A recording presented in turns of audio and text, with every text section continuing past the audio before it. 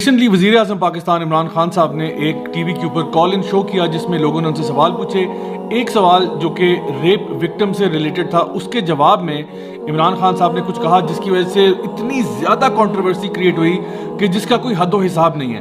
تو آئیے سب سے پہلے ہم وہ ان کے کچھ ریمارکس دیکھ لیتے ہیں اور اس کے بعد اس پہ کامنٹری کرتے ہیں. دس از a very important video.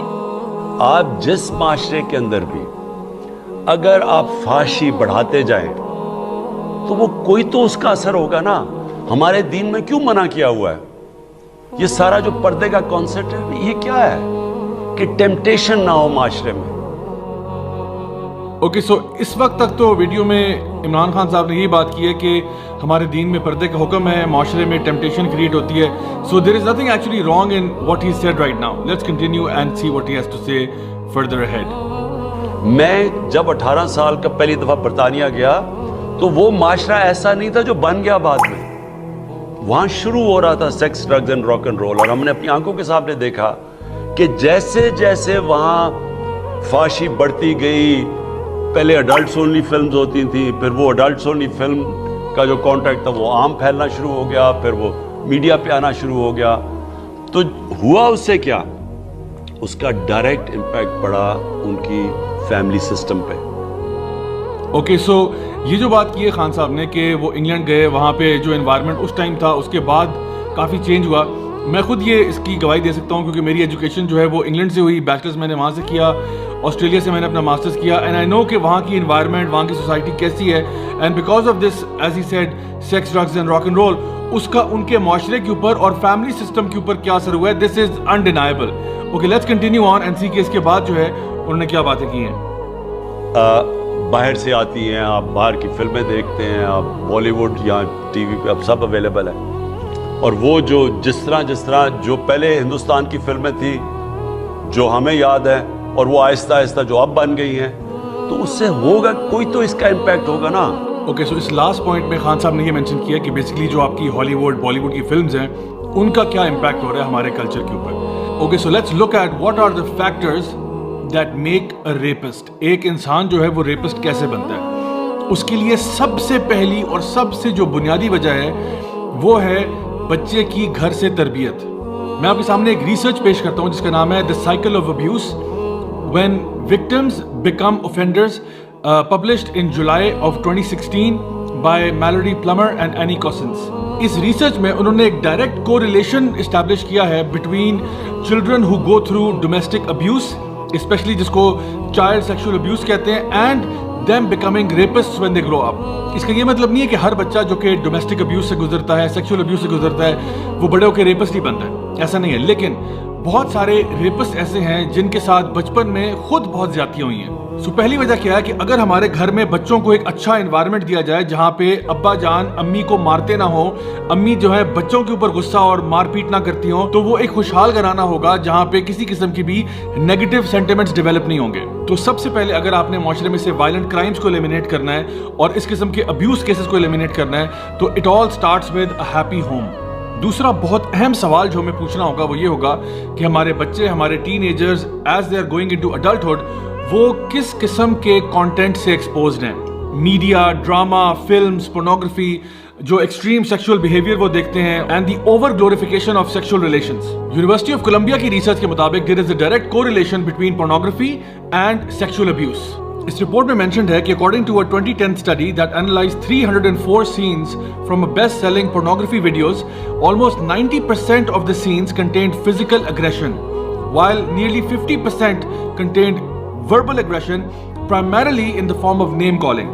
Targets of these displays of aggression were overwhelmingly women, and either showed pleasure or neutrality in response to the aggression. یعنی کہ ہم اپنے بچوں کو, اپنے ٹین ایجرز کو, اپنے ایڈلٹس کو کنڈیشن کر رہے ہیں کہ اگر آپ عورت پہ تشدد کرتے ہو, عورت کے اوپر سیکشول اگریشن کرتے ہو, تو یا تو وہ اس کو انجوائے کر رہی ہے یا اس کے بارے میں نیوٹرل ہے. Just think for a second, یہ کس قسم کے سگنلز جو ہیں ہم ان ٹین ایجرز کو اور ایڈلٹس کو بھیج رہے ہیں, اور پھر آپ یہ کہتے ہیں کہ اس سے معاشرے پہ کوئی برا اثر نہیں پڑتا. How naive can a person possibly be. یہ جو میں ریسرچز آپ کو دکھا رہا ہوں یہ کسی مفتی, علامہ, حضرت مولانا صاحب کی نہیں ہے, یہ ویل اسٹیبلشڈ ایکیڈیمک انسٹیٹیوٹس کی ریسرچ ہے, ایکسپلیننگ دا کو relation between promiscuity, nudity, pornography and acts of sexual violence. Okay, so اب ہم آج کی تیسری بات کی طرف آتے ہیں جو کہ ہے victim blaming. دیکھیے victim blaming جو ٹرم ہے نا یہ بڑی ہی misleading ٹرم ہے. I would say rather the term should be victim responsibility because blaming the victim is never a good idea. Victim بیچارہ خود victim ہوا ہوتا ہے, اس کو اوپر سے blame کرنے سے آپ کو کیا فائدہ ملے گا؟ تو آپ کو اس کے ساتھ empathize کرنا چاہیے about whatever the ordeal that the victim has gone through. لیکن اصل میں ہم بات کرتے ہیں victim responsibility کی. Victim blaming کا اصل مطلب یہ ہے کہ جو victim ہے of any crime وہ partially یا completely responsible ہے اس crime کے اس پہ ہونے کا. اور دنیا بھر میں ایسے قوانین جو ہیں ان کو لاز آف پرووکیشن کہا جاتا ہے, یا وہ قوانین جو کہ کسی چیز کو انسائٹ کیا گیا یا کسی چیز کو پرووک کیا گیا. مثال کے طور پہ ایک شخص جو ہے وہ اگر اپنی وائف کو چیٹ کرتے ہوئے پکڑ لیتا ہے اور وہ اس کا مرڈر کر دیتا ہے تو یہ مرڈر کی کیٹیگری سے تھوڑا سا کم کیٹیگری میں آتا ہے جس کو ہم مین سلاٹر کہتے ہیں. یا پھر فار ایگزامپل کسی نے کسی کو مرڈر کر دیا کیونکہ وہ بہت ابیوسو لینگویج یوز کر رہا تھا یا بہت اگریسو اس کی طرف ہو رہا تھا, تو یہ بھی مین سلاٹر کی کیٹیگری میں ڈالتے ہیں کہ ایک بندہ جب گھر سے نکلا تھا تو مرڈر کرنے کی نیت سے نہیں نکلا تھا, but something happened that could provoke any reasonable man, اور وہ پرووک ہوا. حالانکہ جو اس نے ایکٹ کیا وہ غلط ہے, اس کو مرڈر نہیں کرنا چاہیے تھا, اس کو قانون اپنے ہاتھ میں نہیں لینا چاہیے تھا, لیکن بہرحال وہ جو ڈگری آف کرائم ہے اس کو تھوڑا سا لیس سمجھتے ہیں دین ایکچوئل مرڈر. اسی طرح سے آپ مثال لیں کہ اگر ایک شخص ہے جس نے اپنا گھر جو ہے اس کا گیٹ بھی کھولا ہوا ہے, دروازے کھولے ہوئے ہیں, کھڑکیاں کھولی ہوئی ہیں, اور اگر اس کے گھر پہ ڈاکہ ڈل جاتا ہے تو اس کے اندر اس بندے کے اوپر تھوڑی سی رسپانسبلٹی آتی ہے کہ آپ کو اپنے گھر کی حفاظت کرنی چاہیے تھی. although nobody is going to blame him and criticize him and say I told you so, but rather they would say کہ آپ کو responsibly ایکٹ کرنا چاہیے تھا. یہی معاملہ کسی ایسے ڈرائیور کا ہو سکتا ہے جو کہ نہ سیٹ بیلٹ پہن رہا ہے, نہ وہ ٹریفک کی اسپیڈ لمٹ کو فالو کر رہا ہے, نہ کسی اور ٹریفک قوانین کو فالو کر رہا ہے, اور کوئی اور گاڑی والا اس کو اگر ٹکر مار دیتا ہے اور اس بیچارے کو بہت لاس ہوتا ہے تو اس کو کوئی بلیم تو نہیں کرے گا کہ you are the victim and now we're going to blame you, but rather they would say you should have acted a bit responsibly by wearing the seat belt and following the speed limit. 2012 میں India میں ایک واقعہ ہوا جہاں پہ ایک عورت جب گھر آئی اس نے دیکھا کہ اس کا ہسبینڈ جو ہے اس کی بچی کے ساتھ زیادتی کرنے لگا ہے, تو اس نے جا کے اپنے ہسبینڈ کو قتل کر دیا, اور وہ عورت جو ہے وہ کچھ ہی عرصے کے بعد آزاد کر دی گئی کیونکہ یہ جو قتل تھا یہ اس مرڈر کی کیٹیگری پہ نہیں آتا تھا کہ یہ پری میڈیٹیٹڈ مرڈر تھا کہ اس نے سوچا تھا کہ اس نے اپنے ہسبینڈ کو قتل کرنا ہے. rather it happened in the spur of the moment and it was deemed as manslaughter. اچھا, ریپ کے کیس میں نا معاملہ تھوڑا ڈفرینٹ ہے. ڈفرینٹ اس لیے ہے کیونکہ جب کوئی انسان ریپ کر رہا ہوتا ہے تو وہ سب سے زیادہ ایزی ٹارگٹ کے اوپر اپنی شہوت کو پورا کرتا ہے یا اس کو ابیوز کا نشانہ بناتا ہے. وہ ٹارگٹ کوئی بچہ یا بچی یا کوئی بھی ایسا ہو سکتا ہے جو کہ اس کے لیے بہت زیادہ اپروچیبل ہو اور ایزیلی ایکسیسیبل ہو. اس میں ڈیفینیٹلی پاور ڈائنامکس بھی آتے ہیں, but you can not eliminate sex from the equation. California State University کی ویب سائٹ پہ ایک آرٹیکل پبلشڈ ہے جو کہ رینڈی تھورنل اور کریگ ڈی پالمر کا ہے, جو کہ اوریجنلی پبلش ہوا تھا new York academy of sciences میں, جس کا ٹائٹل ہے وائی مین ریپ. اس آرٹیکل میں اگر آپ پوائنٹس 35, 36, 37 کو ویو کریں تو وہاں پہ وہ مینشن کرتے ہیں کہ if women today are to protect themselves from rape and men are to desist from it, people must be given advice that is based on knowledge. Insisting that rape is not about sex misinforms both men and women about the motivations behind rape. A dangerous error that not only hinders prevention efforts but may actually increase the incidence of rape. Point number 37 میں وہ mention کرتے ہیں کہ young women also need a new kind of education. For example, in today's rape prevention handbooks, women are often told that sexual attractiveness does not influence rapists. That is emphatically not true. ایک اور research جس کا نام ہے The Effect of Religious Clothing on Gaze Behavior, an eye tracking experiment, یہ mention کرتی ہے the difference between how men's eye movement changed when they were looking at women جو کہ completely covered تھیں in religious attire versus those who were not properly covered, اور کس طرح سے ایک کو objectify کیا جا رہا ہے اور دوسرے کو objectify نہیں کیا جا رہا.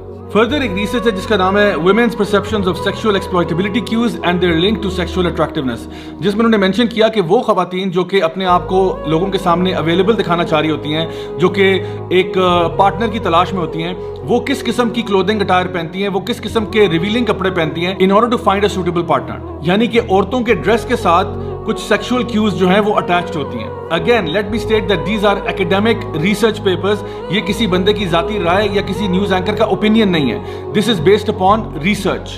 دا جرنل آف سیکس ریسرچ کے اندر پبلشڈ ایک اور رپورٹ جو ہے جس کا نام ہے disco clothing, female sexual motivation and relationship status, is she dress to impress. اس کے اندر یہ مینشن کرتے ہیں کہ results showed that females are aware of the social signal function of their clothing and that they in some cases altered their clothing style to match their courtship motivation. In particular, sheer clothing, although rare in the study, positively correlated with the motivation for sex. Meaning के लिबास के जरिए sexual cues जो हैं वो दूसरे gender को send की जा रही होती है। अब ये इंटेंशनली हो रहा होता है या अनइंटेंशनली होता है, that is a different debate all together, but definitely clothing का डायरेक्ट कोरिलेशन है सेक्सुअल क्यूज के साथ। एक 25 इयर्स की रिसर्च है जिसका नाम है dress and sex, a review of empirical research involving human participants and published in referred journals. उसके अंदर ये मेंशन करते हैं कि some women intentionally use dress to communicate sexual information, but inferences about women who wear sexy dress can be misinterpreted and are sometimes negative.